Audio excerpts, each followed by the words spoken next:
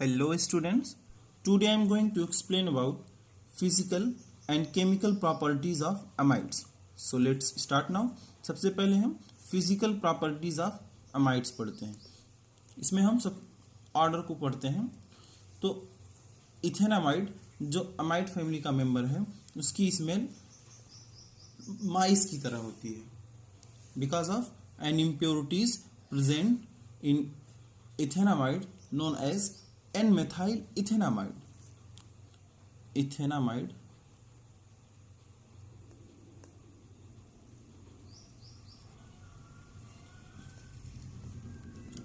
की स्मेल जो होती है माइस की तरह होती है, लाइक माइस,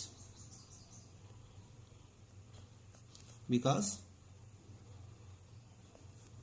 एन इम्प्योरिटीज जो उसमें एक इम्प्योरिटी प्रेजेंट होती है इसको हम एन मेथाइल इथेनामाइड के नाम से जानते हैं. N methyl ethanamide. इथेनामाइड के नाम से जानते हैं. इसका फार्मूला होगा CH3 CO NH CH3. इसमें जो NH2 होता है ग्रुप, उसके एक हाइड्रोजन से मेथाइल ग्रुप रिप्लेस हो जाता है. इसी इम्प्योरिटीज की प्रेजेंस होने के कारण, ये इम्प्योरिटीज है इथेनामाइड में के प्रेजेंस होने के कारण माइस की तरह इसकी स्मेल होती है. ठीक है. नेक्स्ट क्या है, इसका हम मेल्टिंग पॉइंट के बारे में जानते हैं. मेल्टिंग पॉइंट अमाइड फैमिली का जो सबसे लोवेस्ट एंड सिंपलेस्ट मेंबर है वो है मेथेनामाइड. मेथेनामाइड जिसका कि मेल्टिंग पॉइंट होता है might 3 degree centigrade. Melting point 3 degree centigrade होता है क्योंकि यह रूम टेम्परेचर पे लिक्विड स्टेट में पाया जाता है. रूम टेम्परेचर पे लिक्विड स्टेट में पाया जाता है.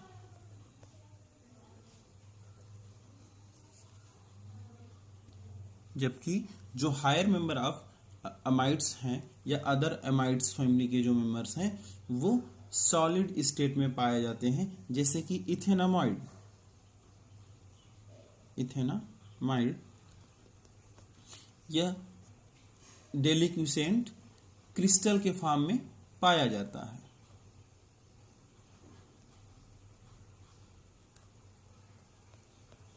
Crystal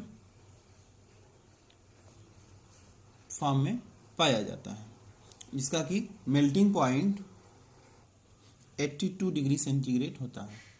melting point 82 degree centigrade होता है.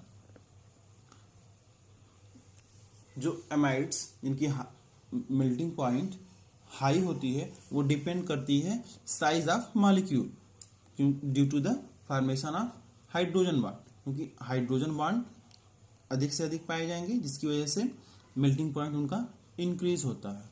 यानी मेल्टिंग पॉइंट जो है वो डिपेंड करता है साइज ऑफ द मॉलिक्यूल पे. ठीक है. नेक्स्ट क्या है, हम देखते हैं solubility in water. Solubility in water. Water में अमाइड्स की solubility.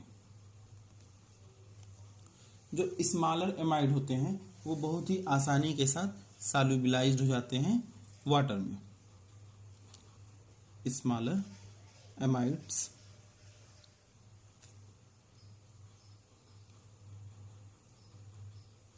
easily solubilized in water.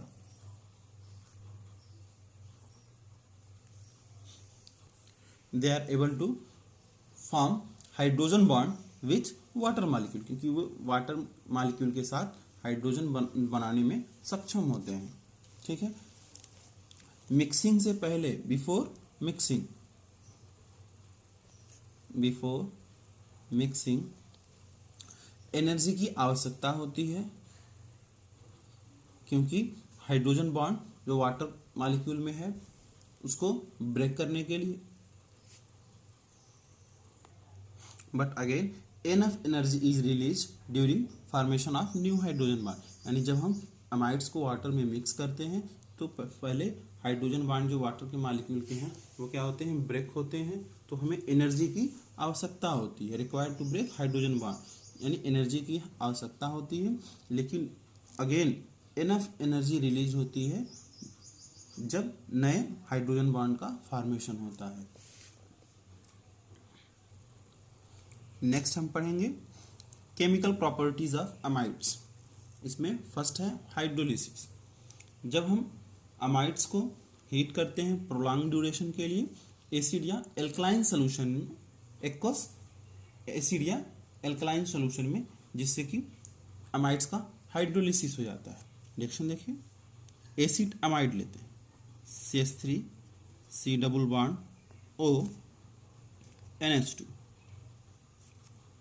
Plus H2O plus HCl, hydrolysis होगी। यहाँ देखें, यहाँ से NH2 ग्रुप क्या होगा, रिमूव होगा,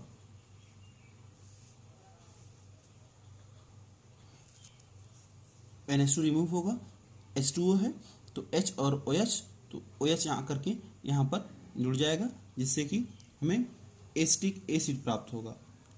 CH3 C double bond O OH और NH2 है HCl, और यहाँ से एक और हाइड्रोजन मिलकर के NH4Cl बनाए, अमोनियम क्लोराइड। बहुत इजी है, आपको यहाँ पर ध्यान रखना है, इस ग्रुप को रिप्लेस करना है OH के साथ और ये आपस में कंबाइन होकर के अमोनियम क्लोराइड का फॉर्मेशन करें। एक और एग्जांपल देखते हैं। अगर हम बेस के साथ हाइड्रोलिसिस करेंगे, बेस के प्रेजेंस में acid amide CO NH2 plus NaOH, एक क्वेश्चन रिएक्शन होगा तो सोडियम एसीटेट बनेगा और अमोनिया गैस निकल जाएगी। CH3 C double bond O Na plus NH3, acid amide acetic acid, और ये sodium acetate.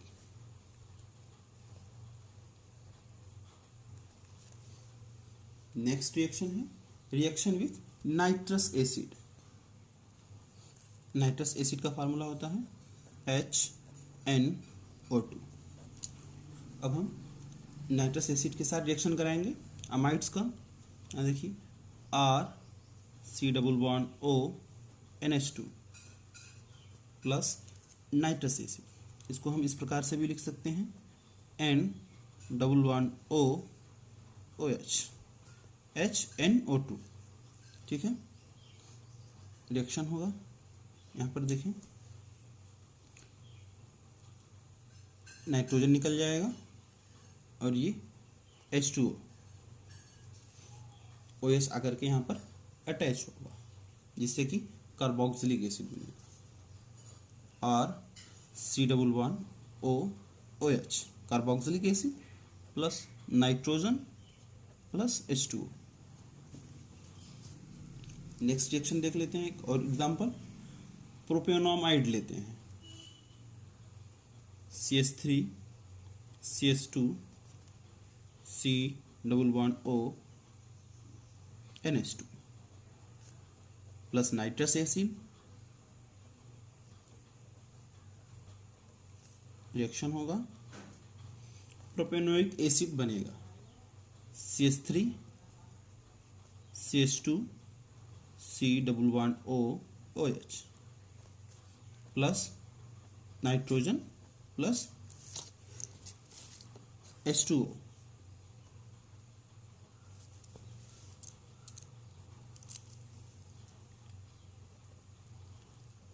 प्रोपेनोमाइड, propanoic acid.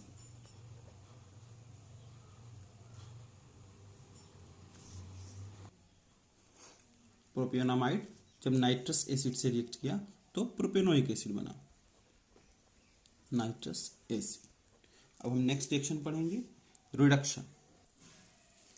Reduction में lithium aluminium hydride LiAlH4, lithium aluminium hydride के प्रेजेंस में अमाइड रिड्यूस होकर के प्राइमरी अमीन देता है। रिएक्शन देखिए, RCONH2 अमाइड, इसका रिडक्शन होगा लिथियम एल्यूमिनियम हाइड्राइड के प्रेजेंस में, तो ये प्राइमरी अमीन में कन्वर्ट हो जाएगा। RCH2NH2 primary amine.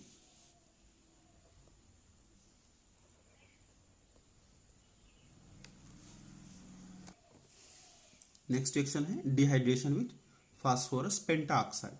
जब हम अमाइड्स को हीट करते हैं strong dehydrating agent like phosphorus pentoxide, तो हमें नाइट्राइल्स प्राप्त होता है। रिएक्शन देखिए, एसिड अमाइड लेते हैं, acid amide CH3 C++O NH2, acid amide, इसको हम P2O5 के प्रेजेंस में डिहाइड्रेशन होगा,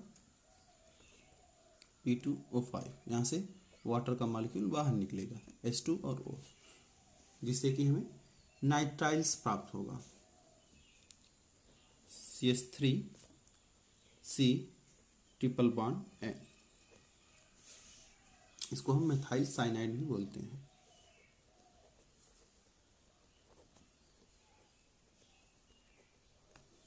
इस प्रकार physical and chemical properties of amides finish होता है।